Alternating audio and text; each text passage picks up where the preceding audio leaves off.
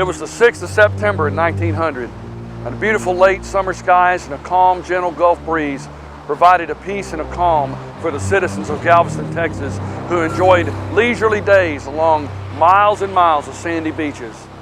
And then the frivolity of the day was interrupted as a senior National Weather Service employee, Isaac Klein, sounded the warning to those on the beaches and throughout the entire city.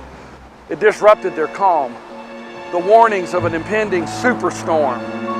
All the citizens of Galveston looked at the sky and it was devoid of any clouds or any telltale signs of a storm, so they continued to bask in the sun. Their children played in the gentle surf. The warnings grew more persistent. And with each passing hour in the minds of the citizen, Klein was simply interrupting their party. It was like he was some kind of madman. No one and nothing was going to destroy their party. Sudden destruction came to Galveston Island like a thief in the night. The tide suddenly rose on the 7th and flooding began. The winds began to steadily increase, leaving thousands of Galveston residents trapped on the island. On the 8th, the storm was in its full fury.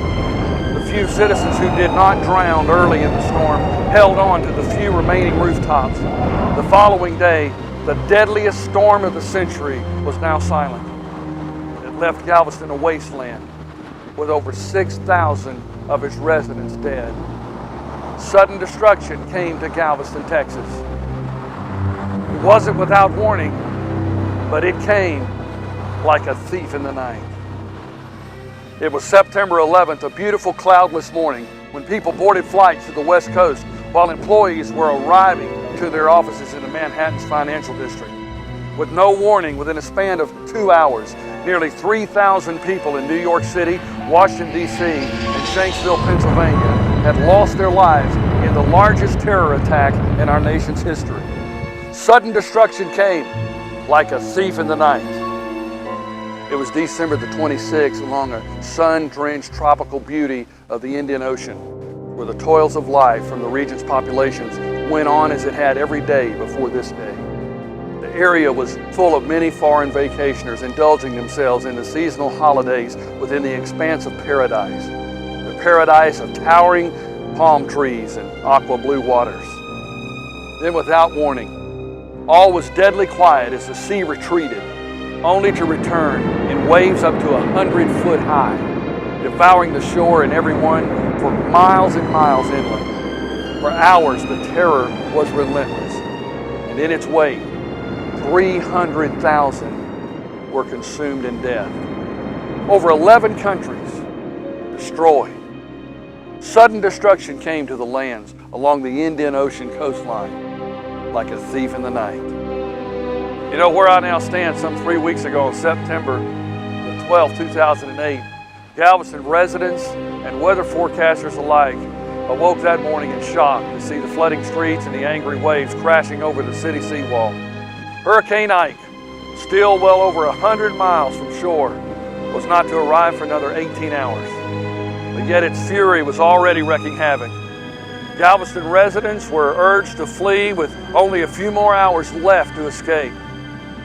Yet unbelievably, nearly 20,000 residents refused to heed the warnings. Some continued to play along the battered seawall, mesmerized by the crashing surf. The night of September the 12th was a night of terror for those who chose to stay behind. During the early hours of the storm, emergency responders were now unable to respond to the 911 calls from citizens, and they needed immediate rescue. And many realized during that time that they'd made a deadly choice. In the following days, in the aftermath of Hurricane Ike, scarcely half of the island's dwellings stand.